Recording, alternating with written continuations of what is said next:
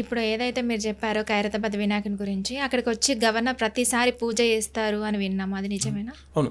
తొలి పూజ వీళ్ళు first start చేస్తారు 6 గంటలకే.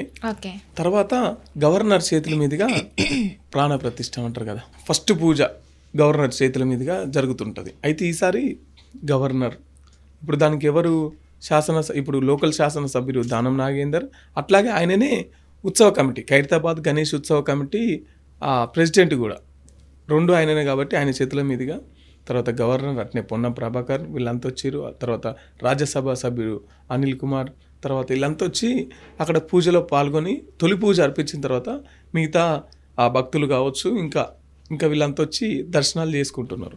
అయితే పద్మశాలి సంఘం వాళ్ళు 75 అడుగుల గాయత్రి జంజనం, తర్వాత 75 అడుగుల కండువను సమర్పించిండ్రు. తర్వాత అట్లనే లోకల్ ఎమ్మెల్యే దానం నాగేంద్ర గారు 15 కిలోల వెండి కడెం కూడా స్వామివారికి సమర్పించారు. అంటే ఖైరతాబాద్ అనగానే అందరు భక్తులు వెళ్తూ ఉంటారు కదా, వాళ్ళకి ఎలాంటి ఏర్పాట్లు చేశారు? అంటే పోలీసుల బందోబస్తు కానీ దాని గురించి? అదే 600 మంది పోలీసు వాళ్ళు, 60 సీసీ కెమెరాలు, 100 మంది ప్రైవేట్ సైన్యం, అక్కడికి ఏమైనా ఎమర్జెన్సీ అయితే వైద్యం సదుపాయాలు కావచ్చు, అక్కడనే చిన్న చిన్న క్లినిక్లు పెట్టడం కావచ్చు, అంబులెన్స్లు పెట్టడం కావచ్చు, ఇంకా ప్రైవేట్ సెక్యూరిటీ కావచ్చు. నిన్న పోతే ఎన్సీసీ పిల్లలు కూడా అక్కడ సెక్యూరిటీగా ఉన్నారు, ఎవరికి ఇబ్బంది కలగకుండా. ఫుల్ ట్రాఫిక్ ఎక్కడికక్కడ ట్రాఫిక్ పోలీసు వాళ్ళు ఎక్కడ కూడా ట్రాఫిక్ ఇష్యూ కాకుండా ఎక్కడికక్కడ ఎటు వైపు అలా ఏం చేయాలని చెప్పేసి బార్కెట్లు పెట్టి ఇట్లా చేసినారు. అయితే ఈసారి 2025 విగ్రహం కొరకు జూన్ 6 తారీఖు నాడు కొబ్బరికాయ కొట్టి పని స్టార్ట్ చేసినారు. జూన్ 6 తారీఖు నాడు ఈ ఇయర్ అది 6 తారీఖు నుంచి అక్కడనే పనులు జరుగుతుంటాయి.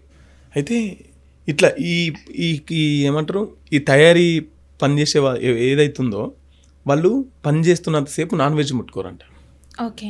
ఈ తయారీ నిర్మాణం దీనికి అంత రూపకర్త ఉంటాడు కదా, అసలు ఆయన 11 నెలలు నాన్ వెజ్ ముట్టుకోడంట. ఒకవేళ ఈ విగ్రహం స్టార్ట్ చేసినప్పటి నుంచి పూజ అయ్యేంత వరకు, నిమజ్జనం అయ్యేంత వరకు ఒకటే పూట అన్నం తింటాడట ఆయన. ఒక పూట అన్నం తిని ఆ విగ్రహాన్ని అంత భక్తి శ్రద్ధలతోని అంత అద్భుతంగా అంటే తయారు చేసే వాళ్ళు ఉంటారు కదా, వాళ్ళ గురించి అన్నట్టు. ఇప్పుడు ఖైరతాబాద్లోని వినాయకునికి ఎట్లా నిమజ్జనం చేస్తారు అసలు? ఖైరతాబాద్ వినాయకుడు అంటప్పుడు మినిమం ఒక రోజు పడుతుంది. ఆ దగ్గర ఒక కిలోమీటర్న్నర ఉంటట్టుంది. కానీ 1 డే పడుతుంది. 1 డే ఇక్కడ నిమజ్జనం నుంచి ఖైరతాబాద్ గణేశం దాకా మొత్తం పబ్లికే. ఇక గణపతిని తరలిస్తున్నప్పుడు ముంగట డప్పులు కావచ్చు, ఇక తీరొక్క ఆటలతోని భక్తులు మొత్తం ఆనందంతో వేల మందిలో వస్తారు. వేల మంది వచ్చి స్వామివారిని ట్యాంక్ బండ్లో నిమజ్జనం చేస్తారు. నిమజ్జనం చేసిన తర్వాత మళ్ళీ ఇది పూర్తిగా అంతా కరిగిపోయిన తర్వాత కూడా తీసి విగ్రహం దానికి సంబంధించి ఐరన్ అవన్నీ ఉంటుంది కదా, అది మొత్తం బాడీ తీసి బయట పెట్టి మళ్ళీ తొలగిస్తారు, ఎక్కడికక్కడ డిస్పాస్ చేస్తారు అన్నట్టు. అట్లా ఖైరతాబాద్ వినాయకుడు నిమజ్జనం ఆ విధంగా జరుగుతుంది. Okay, thank you. Thank you.